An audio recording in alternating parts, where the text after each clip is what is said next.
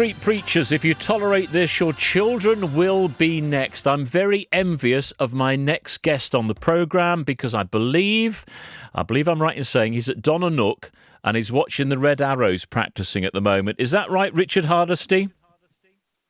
That's absolutely right, Melvyn. It's an incredible spectacular. Brilliant. I noticed the other day there was a press release came out and said that we're going to be doing some practising over the coast. So what have they been going through? The usual moves and things? Yeah, literally, it's a full display in front of my eyes as we speak. So no, it's fantastic to see because obviously they've been restrained as we all have in the last few months. But yeah, it's brilliant. Oh, excellent. Oh, well, I'll tell you what, you'll be in your element, you'll be taking photographs, you'll be doing all sorts of things. Earlier on the programme, we were talking to What Car, a bit about changes in motoring. We were talking about the MOTs and the fact that that's been, a bit of grace, 6 months grace on your MOT, but that comes to the end at the end of the month, and talking of other things. And IAM Road Smart, you contact us just to say, look, there are some tips and advice for people who haven't been driving for a while, and I suppose checking the car over is the first thing we need to do, Richard. Yeah, that's probably the most important thing. So I'm a volunteer for the local group, and through social media, we've been encouraging people to check their car.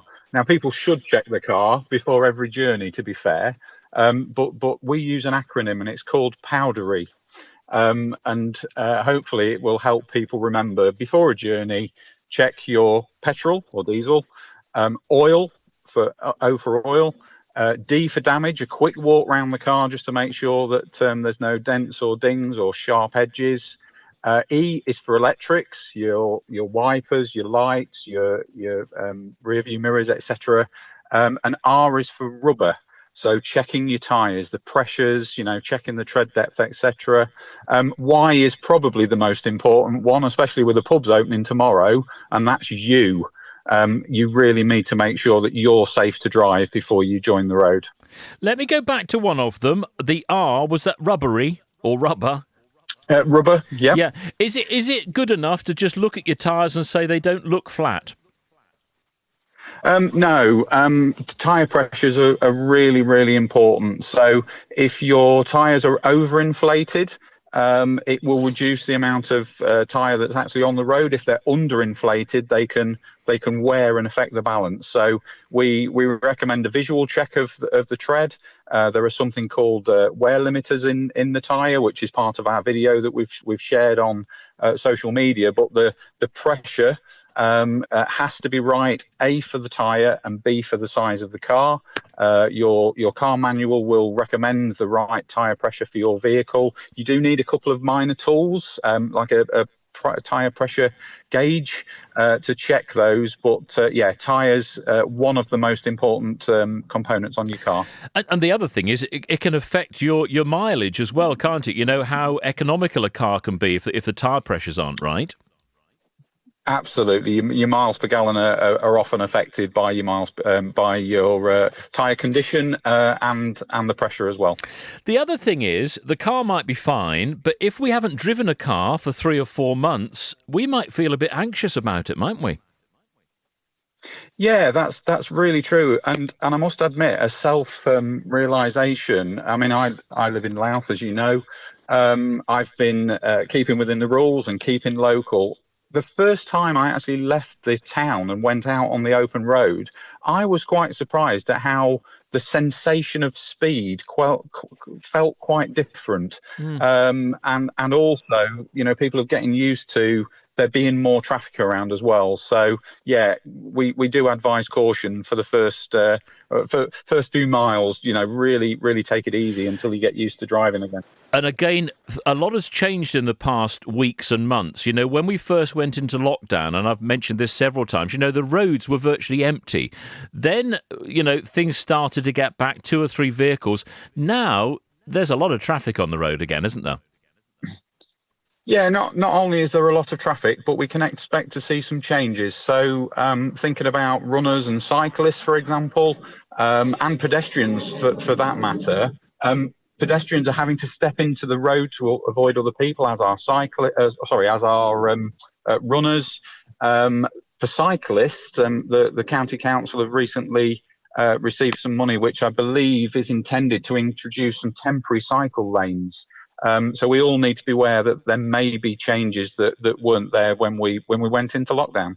So, just when you get in that car, perhaps a short journey to start with. I take your point there. If you've just been driving around the village or driving around the town, 30, 40 miles an hour, you get out onto a bigger road, and suddenly people are driving faster. We need to just be aware of that as well, other people around us.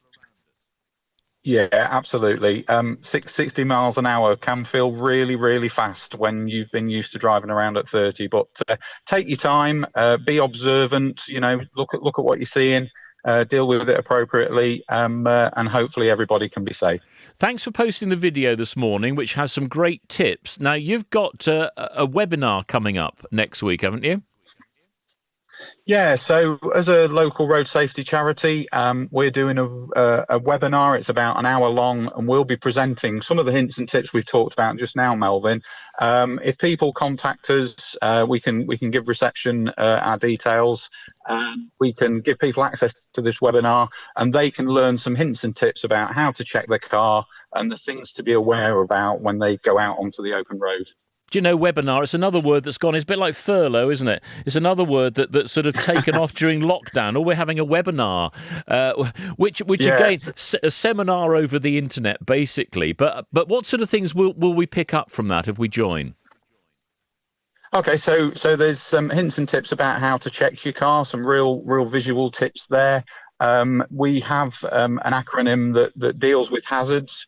And the real focus is actually using the information that you see out and about in your car to inform where you put the car, the position, and how fast you go.